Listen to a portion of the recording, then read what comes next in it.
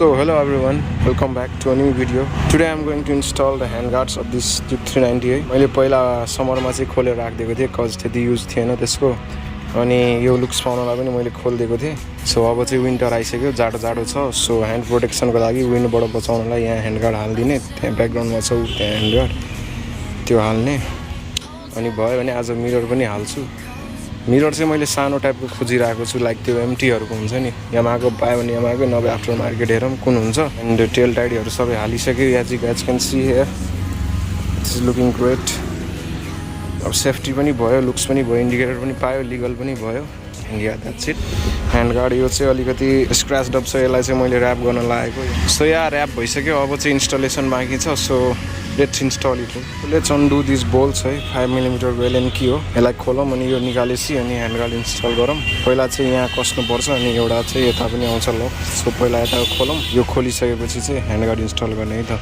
यो 5 mm को LN की चाहिन्छ यो यसलाई खोल्नलाई लेट्स अनस्क्रू दिस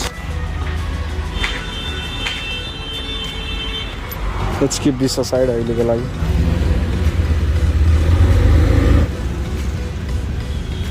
एउटा वासर हाल्नुपर्छ ठ्याक्कै यसको बीचमा एउटा वासर जान्छ यस्तो यो वासर जान्छ ठ्याक्कै यसको बीचमा यसरी लाग्छ अनि यतापट्टि चाहिँ यो ह्यान्डल वेट त्यसरी कस्दिने है त अलिकति काले थोरै यतिको टाइट गरेर पुग्छ ह्यान्ड टाइट यो चेक गर्ने थ्रोटल घुमिरहेको छ कि छैन मेन थिङ यही हो अब यो चाहिँ यहाँ हाल्नुपर्छ ठ्याक्कै एक्ज्याक्टली त्यहाँ यसलाई हटाएर अनि यतापट्टिबाट दुईटैपट्टिबाट कसिदिएपछि पुग्छ अरू केही गर्नु पर्दैन ह्यान्डगार्डको लागि सो यही हो यहाँ पनि छुँदैन त्यो ग्याप चाहिँ मेन्टेन गर्नु होला अहिले चाहिँ यो यहाँ इन्स्टल गरौँ उतापट्टि पनि इन्स्टल गरौँ यसरी नै है इन्स्टलेसन प्रोसेस चाहिँ निकै सिम्पल छ यसरी नै इन्स्टल गर्ने है त त्यही पनि प्रोसेस त सेम नै हो उतापट्टिको जस्तै तर त्यही पनि यता पनि सेम त्यही एउटा वासर हाल्ने अनि यो ह्यान्डल वेट हालेर 5 mm को एलएन की हुन्छ यति ठिक्कले ताले कस्दिउँ होल्ड गरोस् यसले यतिले हुन्छ यो यहाँ हाल्ने हो त्यसको पनि यहाँ आउँछ सो यहाँ अब चाहिँ त्यो बोल्ट खोलेर हाल्ने यसरी ठ्याक्कै यहाँ छिर्छ कि यतिको आउँछ एज यहाँ आउँछ ठ्याक्कै त्यो टच पनि हुँदैन यहाँ अब यो हालिदिनु पर्छ ठ्याक्कै यहाँ यसरी हालिदिने अनि नट बोल्ट कस्दिने द्याट्स इट यति गरेर आफ्नो पोजिसन कसरी राख्ने यसलाई त्यो एडजस्ट गरेर चाहिँ कस्ने है त so let me tighten this bolts and nuts यो चाहिँ 10 mm को स्प्यानरले यस्तोले समात्ने उतापट्टिको चाहिँ 8 mm हो 8 mm को सकेट चाहिँ स्प्यानरले राम्रोसँगले कस्दिने है त यसलाई चाहिँ यसरी होल्ड गर्न लाउने 10 mm को हो यो यसरी भएपछि उतापट्टिबाट चाहिँ सकेट वा स्प्यानरले कस्न सकिन्छ सो त्यही हो लेट मी टाइटन दिस है यसरी नै हो अनि अलिकति ठिक्कले टाइट गर्नु होला सुरुमा चाहिँ आफ्नो पोजिसन एडजस्ट गरेपछि चाहिँ मजाले कस्नु होला है त सो अब यसलाई यसरी नै के टाइट गरिदिन्छु दुईटैलाई त्यसपछि यतापट्टिको भयो अनि उतापट्टिको स्टार्ट गर्ने है त मजाले कसिदिसकेँ यहाँको दुईटै बोल्ट्स एन्ड नट्स लुक दुईटै नट्स एन्ड बोल्ट कसिसक्यो धेरै चाहिँ नकस्नु होला ठिक्कले प्लास्टिक हो क्र्याक हुन्छ चाहिँ यतापट्टिको है त यतापट्टिको पनि त्यसरी नै टाइट गरिदिने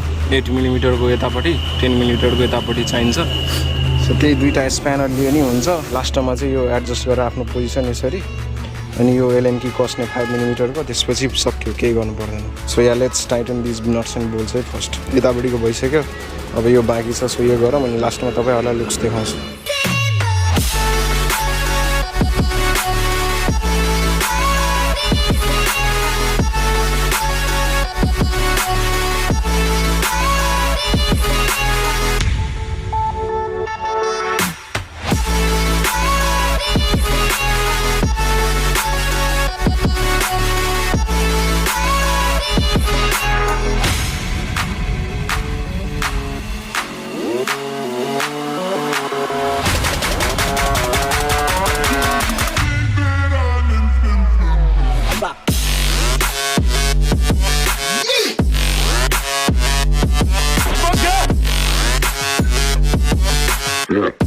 गाइज नो अघि चाहिँ मैले ह्यान्डगार्ड लगाइदिइसकेँ विन्ड प्रोटेक्सनको लागि लगाइदिएको छु बिकज विन्टर छ विन्टरमा लास्टै हातमा चिसो लाग्छ ग्लोभ्स लगाए पनि यसले चाहिँ जे भयो नि विन्डलाई स्टप गर्छ जति सक्दो अब चाहिँ ग्र्याब रेलको पालो बिकज यहाँ होल्ड गर्ने केही पनि छैन यता पनि छैन सो होल्ड गर्नलाई ग्र्याब रेल नै निडेड हुन्छ ग्र्याब रेल चाहिँ खोलेको अस्ति नै खोलेको थिएँ लुक्सको लागि but now it's enough I guess धेरै पातुलो देखाएको छ उता चाहिँ अलिकति हेभी देखाएको छ यता पातुलो देखाएको छ क्या सो मैले चाहिँ अब ग्र्याब रेल पनि हालिदिउँ एक्सेसिबिलिटी पनि हुन्छ, फङ्सनालिटी पनि आउँछ अनि लुक्स त आफ्नो ठाउँमा छ। अब भयो धेरै नै लुक्स पायो, अब चाहिँ फङ्सनालिटी पाउँछु। अब चाहिँ यो बोल्ट खोल्नुपर्छ 6 मिलिमिटरको एलएन कीले, दुईवटा यतापट्टि र दुईवटा उतापट्टि छ।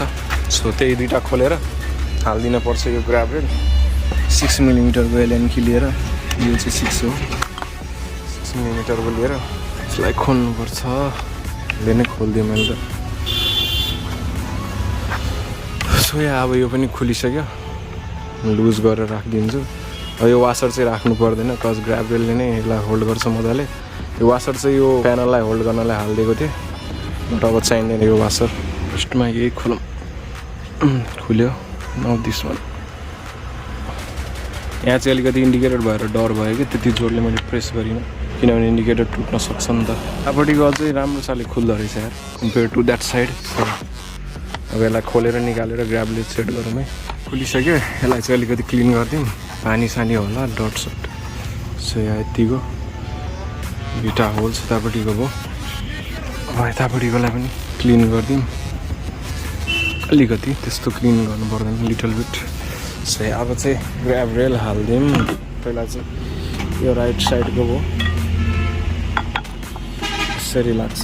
साइडको चाहिँ लागिसक्यो, लुक सी, यो दुईवटा बोल्ट एलएन की बोल्ट्स लगाइदिइसक्यो। अब now it's a bit safe, functionality पनि भयो। अब होल्ड गर्नलाई बस्ने पेसेन्जरले पनि होल्ड गर्न पाउँछ र अलिकति सेफ पनि गर्छ दिस प्यानल्सहरूलाई, कतैको ठोकिँदा यता ठोकिँदा पनि। सो अब अर्को साइडको पनि हालिदिउँ। सो इट्स इन्स्टल्ड है, दुइटै साइडको इन्स्टल भइसक्यो। So what do you guys think? म चाहिँ अब लुक्सभन्दा पनि बेसी फङ्सनालिटीतिर ध्यान दिइरहेको छु, कज लुक्स त लुक्स हुन्छ नै, बट फङ्सनालिटी पनि निडेड छ क्या। अब कतैबाट सार्नलाई केही समात्नलाई केही हुँदैन कि, यो ग्र्याब रेल भएपछि इट्स प्रोटेक्टिभ एज वेल। अनि फङ्सनालिटी त हुन्छ नै, होल्ड गर्ने पेसेन्जरलाई पनि होल्ड गर्न हुन्छ, कताबाट चढ्दाखेरि पनि यहाँ अडेस लाग्दैन, यहाँ बस्ने सम्भावना कम हुन्छ यता यसले गरेर। लाइट त त्यति बस्दैन, यो प्यानल्सहरू चाहिँ बज्छ। लाइट त अलरेडी अलिअलि क्र्याक नै छ, बट केही छैन। त्यही भएर मैले फङ्सनालिटीतिर ध्यान दिएर मैले टेल टाइडी पनि हालेको हो, कज टेल टाइडीमा लुक्स त लुक्स भइहाल्यो।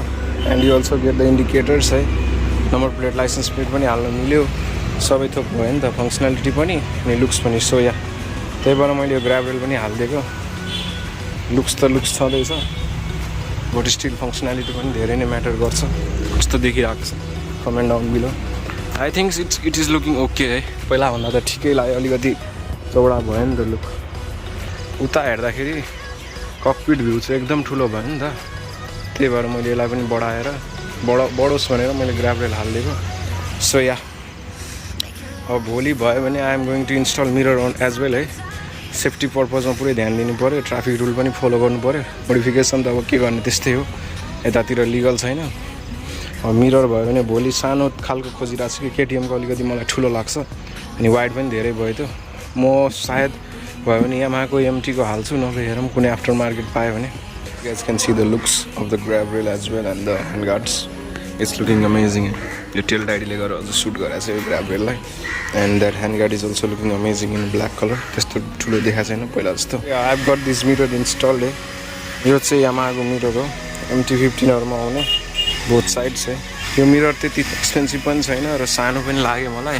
सानो मात्रै खोजेको थिएन क्या मैले, फङ्सनालिटी पनि होस्, लाइक युज पनि होस् कि पछाडि देखोस् पनि भनेर मैले यो ठिक्कको साइजको यो मिरर चुज गरेँ। यो चाहिँ यामाहाको MT-15हरूमा लाग्ने मिरर हो, अनि यो त्यति कस्टली पनि छैन। सेटको 800, 700, 600मा पाउँछ, ठाउँमा प्राइस चेन्जेस हुन्छ। So and now the vehicle is looking complete है मेरो विचारमा। स्टक पनि छ र मोड पनि छ, फङ्सनालिटी पनि छ, इच एन्ड एभ्रिथिङ। सो त्यति थियो। मलाई चाहिँ यो मिरर युजफुल पनि लाग्यो एन्ड मेरो साइजको अकर्डिङ पनि पायो क्या। सो मैले यही हालिदिएँ and it's looking good on the bike as well. Bike बल्ल भरेको जस्तो देखेछ एन्ड फङ्सनालिटी पनि भयो। जहिले पनि त्यही लुक्सको हिसाबमा हिँडेर हुँदैन। एन्ड रियरबाट पनि टेल टाइडीले एकदम सुट गराएको छ। मिरर पनि अब के गर्ने, मिररै हुन्छ एउटा बाइकमा। मलाई मोस्ट अग्ली थिङ लाग्ने भनेको मिररै हुन्छ कि। अब धेरै दिन खोले, 2-4 महिना जति मैले मिरर बिनै चलाएँ क्या। So now I thought let's be on the safer side, अनि लिगल पनि होस् भनेर। अस्तिकाल बिना काममा मिररको लागि चिट पनि खाएँ, त्यही भएर मैले चाहिँ अब मिरर लगाइ नै दिउँ भनेर, युज पनि हुन्छ एन्ड फङ्सनालिटी त छँदैछ। मोड पनि एउटा सानो यो यामाहाको भयो। केटिएमको अलिकति धेरै वाइड भयो क्या, ढोकाहरूमा नछिने हो यतिको आउँछ केटिएमको, यामाहाको यतिको छ कि। सो आई थट यही हालिदिउँ। सो यति नै हो यो भिडियोको लागि। अब चाहिँ स्टकतिरै लाग्दैछु सबै थोक, इभन बाइक सबै स्टक बनाएर चढ्ने विचारमा, किनभने लिगल भयो भने इट्स गुड, राम्रो हुन्छ लिगलमै चलाउनु, फाइन पनि खानु पर्दैन and you also get the functionality as well. So यति नै थियो यो भिडियोको लागि। ग्राब रेल हाल्ने, ह्यान्ड गार्ड हाल्ने and the mirror. Now the bike is fully legal and mod पनि छ अलिअलि भनौँ न। सो अब चाहिँ नेक्स्ट भिडियोमा भयो भने बडी प्यानलहरू ऱ्याप हुन्छ, according to me gloss black हुन्छ, नभए हेरौँ कुन पाउँछ यहाँ त्यही ऱ्याप गरिदिने। So that's it for this video है, that's all. I'll see you guys in the next one. Till then, ride safe and peace out.